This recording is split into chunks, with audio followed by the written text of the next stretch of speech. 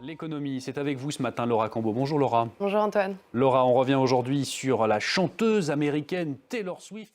Oui, le volet européen de l'Eras Tour commence dès ce soir avec 4 concerts à Paris à la Défense Arena, la plus grande salle couverte d'Europe. 2 autres concerts sont aussi prévus à Lyon. Taylor Swift qui va passer par 18 villes européennes au total pour une 50aine de dates, rien que ça. Et dans toutes les villes, c'est un peu le même phénomène. On écoute le chef économiste de la capitale Stockholm où la star va passer après Paris. On attend, Laura, des répercussions économiques en France, une sorte d'effet Taylor Swift. Oui, et parmi les grands gagnants, il y a la compagnie de bus Flixbus. Elle a enregistré, je cite, un surcroît inattendu d'activité.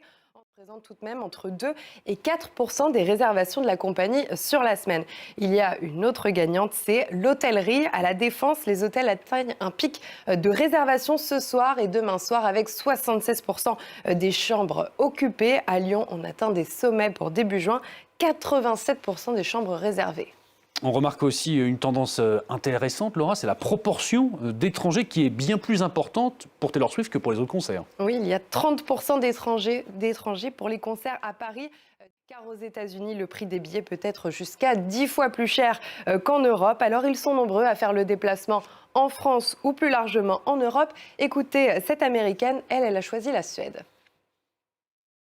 Et l'engouement pour Taylor Swift, Laura, il est même plus fort que pour les Jeux Olympiques de Paris aux États-Unis. Mais c'est pas moi qui le dis, c'est le média Bloomberg. Les concerts à Paris attirent 5 fois plus d'Américains aisés que les JO, selon.